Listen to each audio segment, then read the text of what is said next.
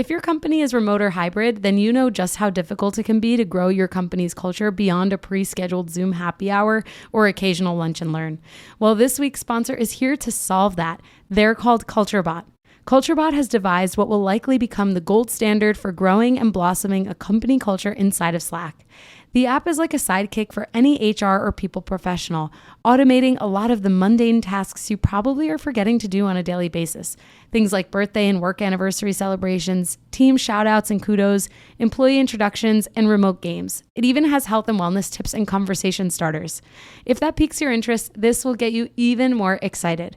Today, I'm able to share a special promotion for listeners of the podcast. You can get your first 6 months of CultureBot for 50% off. Plus, if your team is under 25 employees, CultureBot is free forever. So if you're looking for a way to create a culture of appreciation and drive increased engagement and togetherness across your team, I definitely recommend checking out CultureBot. Go to getculturebot.com/humanhr. That's getculturebot.com/humanhr to get the offer. Plus, I've added the link in the show notes so you can just click right there. Now, let's get back to the podcast. Welcome to the Bringing the Human Back to Human Resources podcast.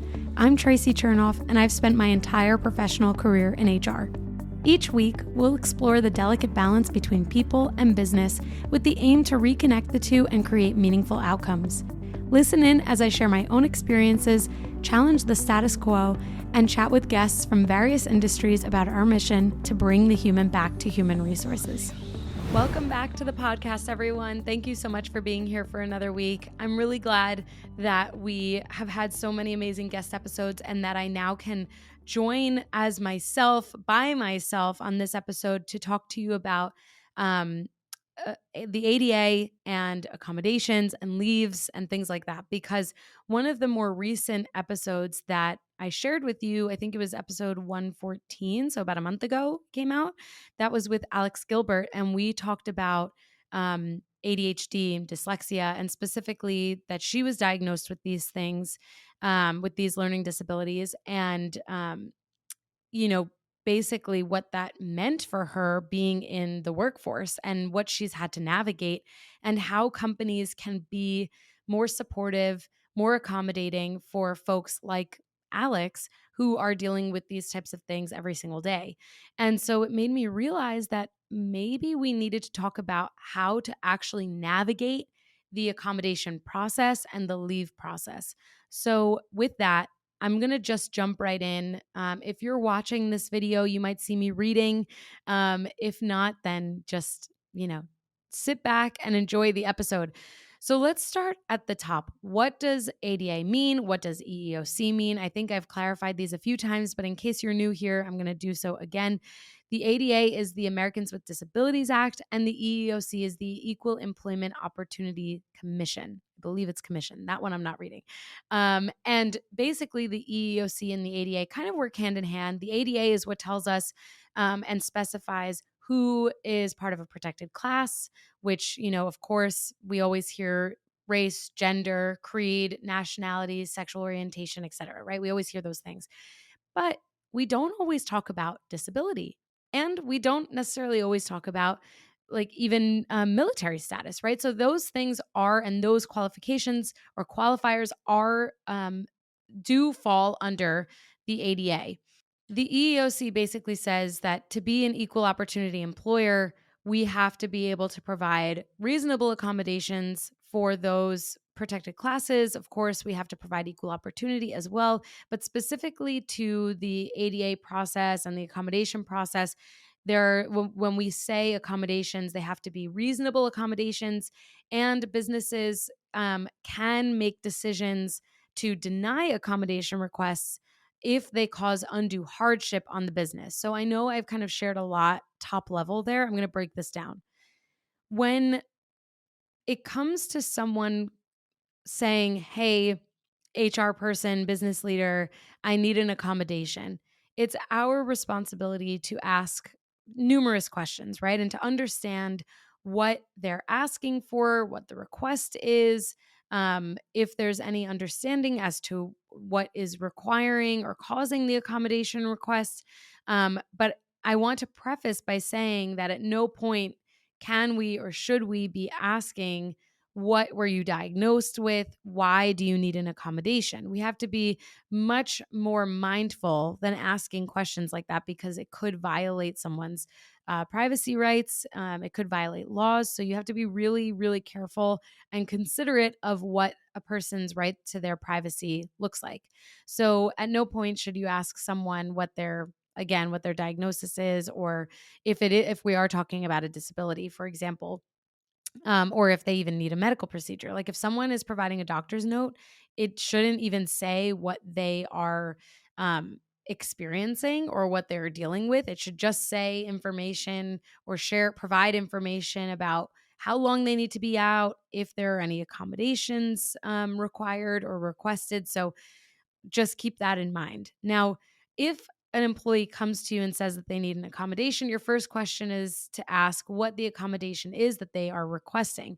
And you have to engage in what's called an interactive process. And I'll make sure that there are tons and tons of links in the show notes for you, so that you can access these later. But basically, the interactive process is a process where you're asking kind of a series of questions. You go through a checklist. Most companies kind of derive their own, but there are some available resources online, and templates and things like that. Sometimes they have pay barriers, but your company might have one already.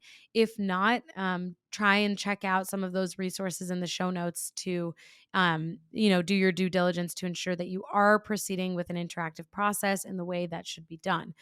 So, at a high level, the interactive process, again, is a series of questions. It's ensuring that there is a doctor's note provided in the event that there is a medical necessity here. In most cases, accommodations do come from a medical need, right? Like when we think about pregnancy, if we think about ADHD or dyslexia, there could be accommodations for that.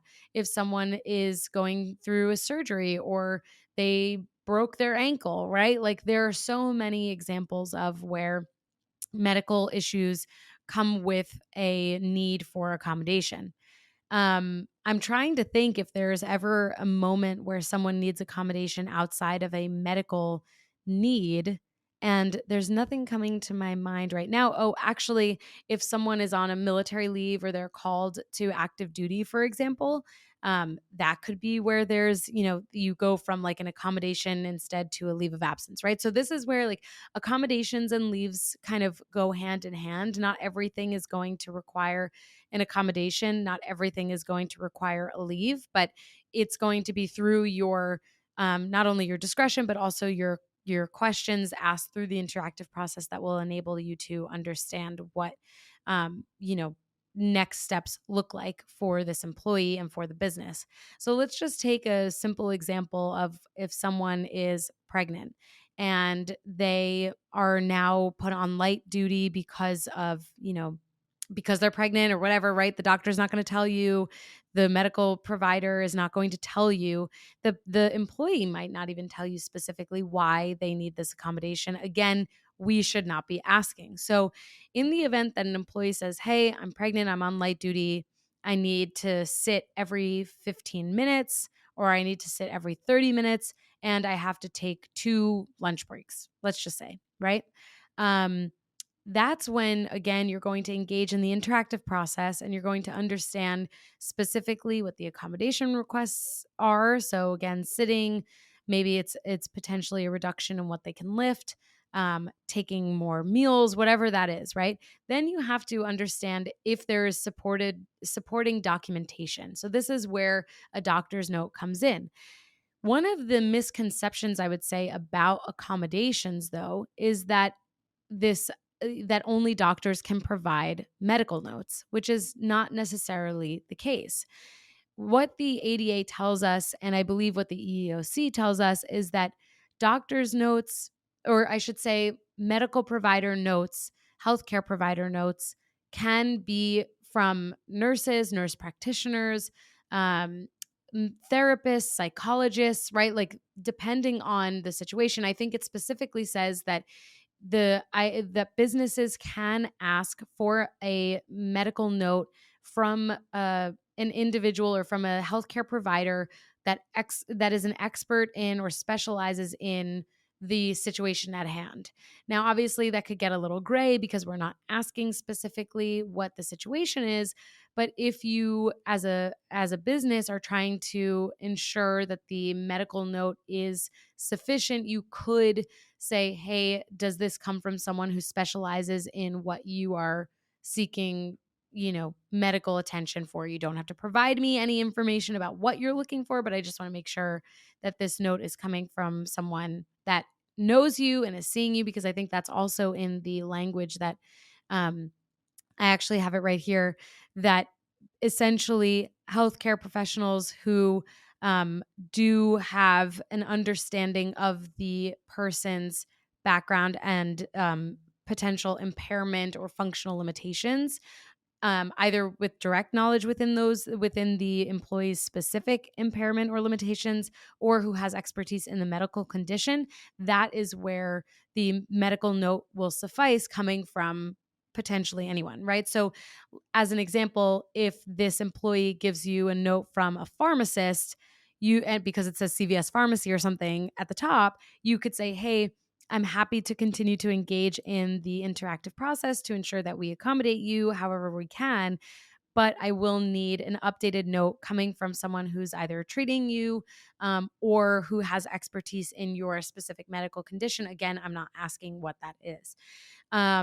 I would tread lightly. I don't know that I've ever had to push back on a note that I've received. And you should also know that you can't call the healthcare provider and ask them questions. Just stay away from that territory. Just, this is a moment where we're trusting what the employee is providing us, right? So, again, with this example, let's say the employee is pregnant and they are sharing, that they have accommodation requests. You're going through the interactive process. You have a note from them, and it certifies that they have this light duty restriction. They can't lift more than 5 pounds. They have to sit every 15 or 30 minutes, and they have to take an extra lunch. In the event that their job can absolutely not accommodate this, let's say they um, are, I don't know, work in the municipality, and they are, they pick up recycling cans or the garbage from each home or residence in the town, right? That could potentially be or cause undue hardship on the organization, because there's no reasonable way to accommodate the restrictions that the medical or healthcare provider is saying this person is restricted with. In the event that you work in retail, for example, and this is totally reasonable, and maybe it causes a little bit of difficulty because of the sitting. Maybe they're like a salesperson and it's hard for them to sit. This is where you would have to figure out what is a reasonable accommodation to ensure that we can meet these requests where possible, right? And in my experience, what we did was we would move someone to be a cashier or a guest service representative, because sitting in those sections of the business or in those areas of the business was much easier and much more simple to accommodate than if someone worked in logistics and unloaded, a truck with shipment, for example. So I'm trying to give like context here so we can think in real life what this looks like. But in essence, like when you are thinking through reasonable accommodations, you do have to make every effort to make it work, again, without causing undue hardship on the business.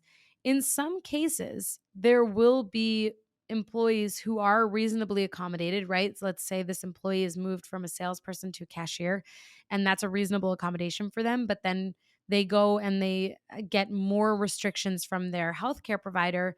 There might not be a way to accommodate them. So that's when that accommodation potentially moves into a leave of absence. And again, it's through the art of questions and the art of questioning that will allow you to understand when this kind of moves into that arena. If this employee says, "Hey, my doctor said I'm still not taking it easy enough, and now I can't be on my feet at all. I'm on bed rest. And I want to work. I don't know what I can do."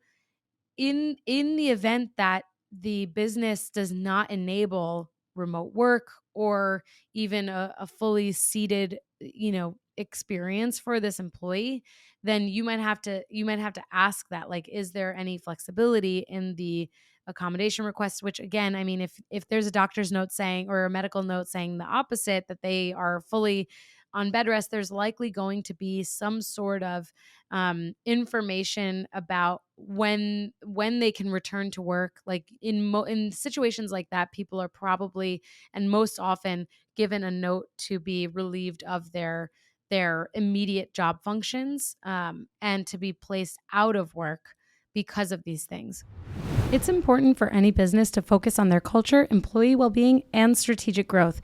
But without the proper tools, it can be next to impossible to support the people behind your success. That's why you need Namely, the all-in-one HR solution that empowers you to engage and develop your people in one intuitive platform. Namely's award-winning technology covers your essential HR, payroll, and compliance needs all in one place. Whether you have 50 or 1,000 employees, Namely's modern and integrated platform is designed to be used by everyone, every day. With a mobile app and elegant UI, Namely empowers employees with self-service tools to request PTO, acknowledge peers, review pay stubs, and enroll in benefits. Namely helps you easily handle everything from onboarding, payroll, time tracking, open enrollment, employee engagement, and so much more, so that you can get the time and data you need to drive the initiatives your company really cares about. I want you to simplify your HR processes with Namely, so I've arranged a special offer for my listeners. Right now, get a free month of unlimited access to Namely's all-in-one HR platform, but only when you go to namely.com/humanhr. Remember, go to namely.com/humanhr for your free month today. So you might not have to figure that out. It probably will be spelled out for you, again, in most situations where, um, you know, this is a medical necessity. So in that case, especially when dealing with pregnancy or any type of parental leave, like, you do have to think about how this impacts their FMLA, if they are eligible, and how that impacts all of their leaves, and what that looks like for the duration of their experience being out for their medical condition. When it comes to pregnancy, I think most people are probably, pretty much forward facing about this, because you at some point can't hide it. And so people tend to be pretty open. But in other cases where you're dealing with a medical condition where someone's placed out, you could be left in the dark, right? Again, you're not going to ask what someone is dealing with, but let's say that they're dealing with anxiety or depression, and they're or stress related, situations, and their doctor or their healthcare provider removes them from work for a period of time. As an organization, you might have leave of absence options for people outside of medical conditions, where maybe you have an unpaid personal leave, or a personal leave in general where PTO can be applied.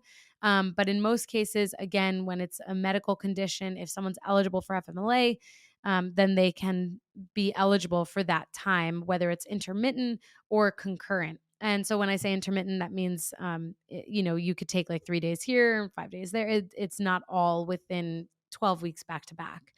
And I realize that this is super US focused, but I do think that across the board, from what I know in Canada, from what I know in India, there are very similar approaches to these situations. And I think it's always good to have a best practice in mind, that when someone needs accommodation, that we're asking those questions, that we're certifying through a medical note, from a healthcare provider, and that we're ensuring that we're doing our due diligence to provide a reasonable accommodation. So let's take a situation like ADHD or dyslexia. And as Alex said, you don't, and as I've said already a million times on this episode, you don't have to disclose what you have or what you're experiencing, but you can certainly ask for support, right? So if someone comes to you saying that they require closed captioning on meetings because of lack of hearing, because of dyslexia, because of, something, maybe it is ADHD, right? Like something that they are experiencing. Again, they might not share this with you. You then have to be able to discern, is this an accommodation request, or is this something culturally as an organization that we can just turn on for everyone, right? So in the event that it's not something organizationally or culturally that we're going to turn on for everyone, and this, transcription or closed captioning is only enabled for one person, you do have to use this as a almost like a light bulb moment. Let me go through the interactive process to make sure that I'm doing my due diligence to ensure that I'm, understanding of the full request. Now, if someone is like, I don't want to make it a big deal, it's not a big deal. I just, I learn differently, I think differently, like they might say something along those lines, then you can take it upon yourself to kind of ease their mind that this is not something that's going to negatively impact them. And that, you know, as an employer, equal employment opportunity is paramount, and that we have to ensure that we are providing reasonable accommodations if something like this comes up. And you can also ensure and reiterate that that person understands that at no point do you need to understand any condition that they might have, but you just need to understand what their requests might be. In some of these circumstances, you might not even ask for a medical note. Of course, it's a best practice to do so if there is some considerable medical condition, like any of these that we've talked about. But sometimes employers will use discretion and say, okay, you know what, this is this is not something that we wouldn't do for others. Let's just full steam ahead, provide this for everyone, or provide this for this person. If someone else asks, we can provide it for them as well. Now, when we think about that, providing for others, and we think about, setting precedents, I do want to be clear that people have different experiences. People have different opportunities, different challenges, different medical needs. Just because you provide one accommodation for one person with one medical condition doesn't mean you're going to provide the same accommodations for another person with the same medical condition. Their requests could be two totally different requests. The point in setting a precedent is making sure that if someone presents the same thing as another person, that they are then treated equally. The precedent is set, right? So those who have the same medical condition and the same request as another person with a medical condition and the same request, that they have the same access to those accommodations that you've already set.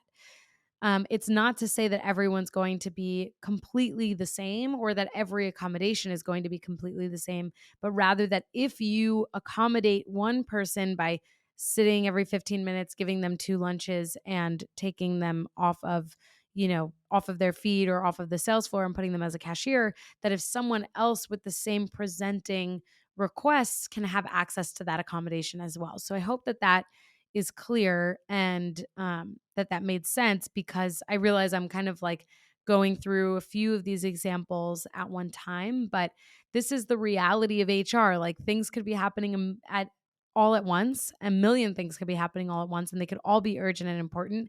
And we have to figure out what precedent has been set. How is this different, if at all, from a prior situation or the precedent that was already set? And if this is something new, what precedent are we willing to set in the event that something else occurs? So I want to give another example here. If someone requests to go out for a personal leave because their child is getting married and they want to take 5 weeks off because they're getting married in another country, that is not a job protected leave, right? And a personal leave, an unpaid leave, sometime, if it's not attributed to a job protected leave, those are totally at the employee's risk, and it's their prerogative, right?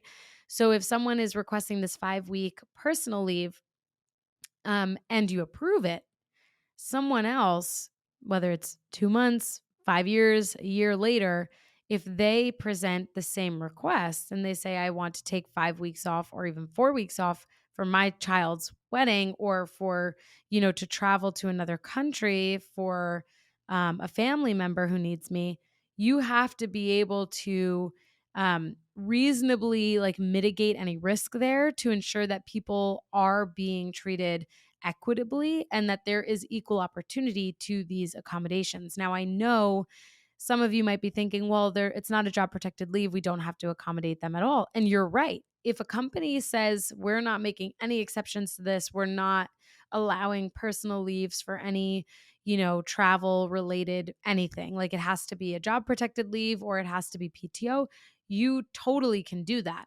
There are companies out there that don't choose to do that and allow personal leaves, but have some policies around it that say, no more than 4 weeks or no more than 3 weeks. And you have to use your PTO to, on top of that, which then actually would be job protected because they're being paid for that time. But, and that is totally and ultimately up to the company's discretion. But I do, want to be clear that when it comes to accommodations, even though that is not necessarily an accommodation, that it does result in setting a precedent. So whether it's an accommodation for someone who has a learning disability or a physical disability, doesn't it, those the access to accommodation and reasonable accommodation is the right of that employee, and our obligation as leaders to ensure that they have access to those things just as much as someone who is asking to be placed on a non-job protected leave. We can either choose to accommodate and enable this a leave for them, or time off for them, or we can choose not to accommodate. But again, there isn't that same requirement to accommodate because it's not necessarily a medical condition, right? So hopefully you can see the differences there. The other thing that I want to point out is that sometimes people are not necessarily going to come to you with a request for an accommodation. They might even go to their leaders and say, "Oh, I need to like take an extra hour in the day to do X, Y, or Z because, I have to sit down, like my feet are starting to swell up, right? Whatever that might be, or I get headaches after looking at the computer for 2 hours straight, so I need to take breaks." In our world, that might trigger immediately for us to start having a conversation about, what is beyond this and if there needs to be an interactive discussion. But it's also our responsibility to ensure that all business leaders are clear on like what should trigger a light bulb moment in their minds to partner with HR. So I would encourage all of you at some point, if you are responsible for training, or if you are, working with other leaders within the organization directly, that there is some sort of created awareness around this.